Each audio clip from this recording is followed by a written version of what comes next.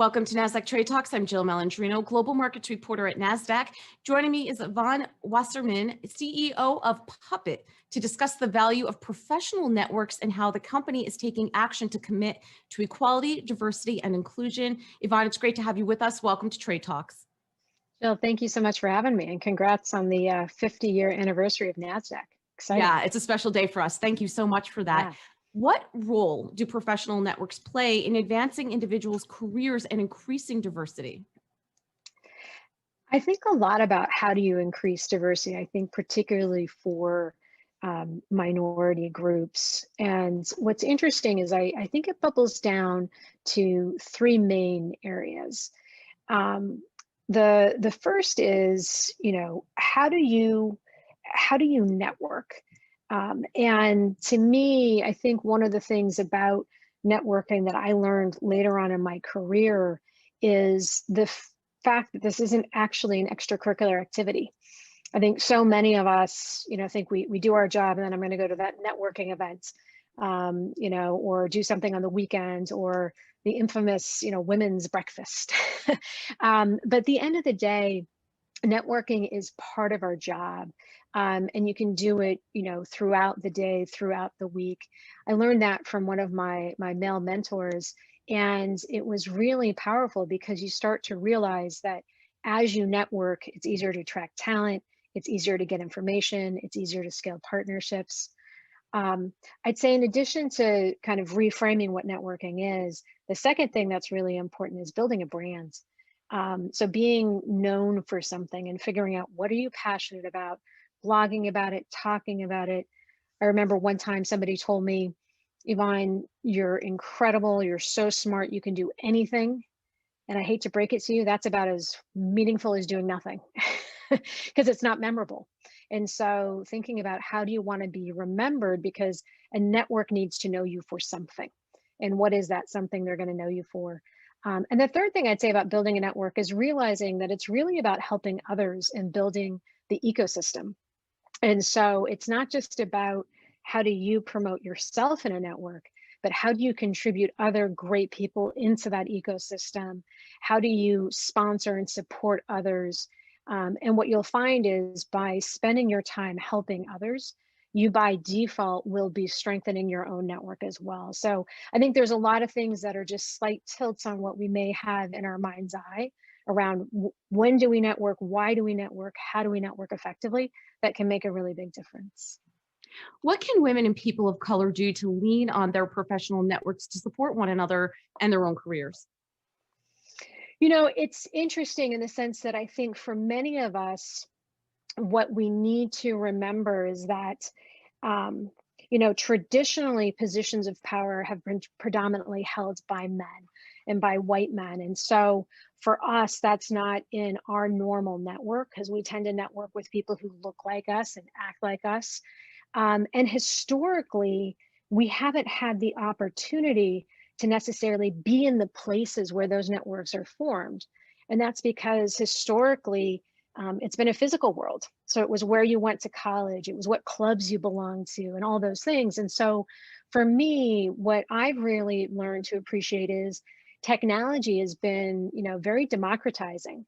And we now have the ability through LinkedIn, through podcasts, through all these different digital mechanisms to connect with each other and to do all those things I was just talking about, to build a brand, to cultivate networks, to sponsor and support each other and rise up together. And so I think it's a really, really rich time for all of us to think about, this digital world that's been created is really empowering.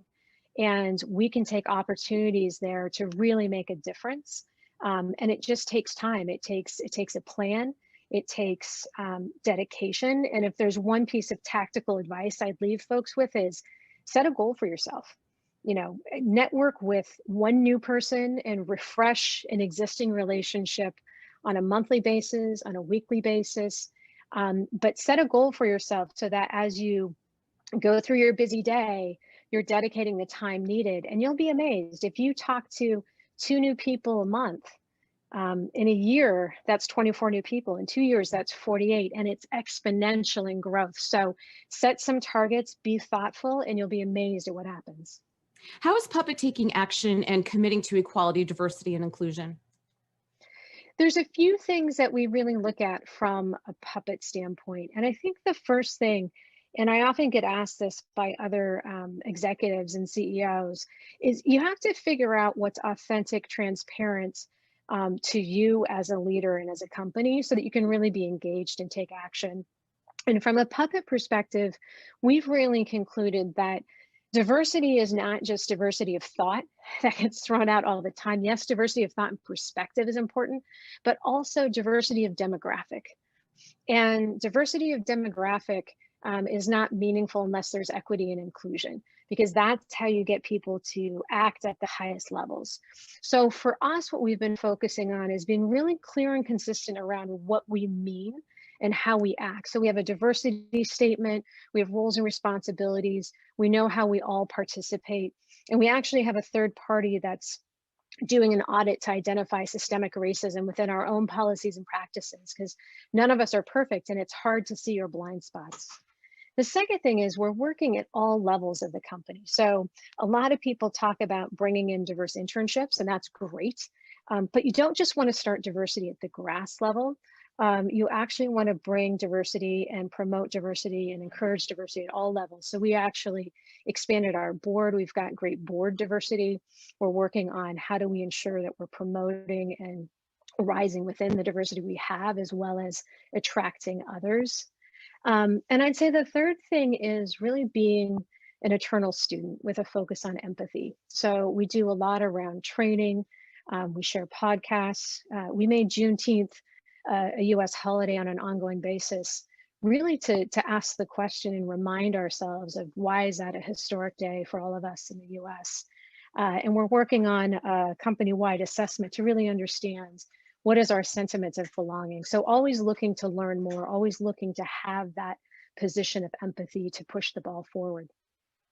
And Yvonne, finally, how have Puppet employees organized and created positive change in their workplace and communities at large? Yeah, Puppet by its nature is very community focused. We started as an open source project with a very large open source community. And Luke Canese, the founder, was really grounded in the importance of the communities that we work and live in. And so one of the things that we've done is we've made a commitment to maintaining a remote hybrid model. We're going to maintain our offices and the locations that we have because we think that they are center points for how we can engage with the community around us to support startups and participate in other important activities in those communities. We have an idea council, and the vision of that is rooted in the fact that everybody within Puppet should be able to bring their true and authentic self. And so they focus on local activities in the different offices that they're in. To highlight some of those, our Belfast team started a She Rocks award 4 years ago as part of the Women Who Code over in Belfast. So we've got a bunch of different really interesting activities that are tailored to the local communities as well as what we do on a global basis. All right, Yvonne, appreciate the insight. Thanks for joining us on Trade Talks, and thanks for joining me. I'm Jill Malandrino, Global Markets Reporter at Nasdaq.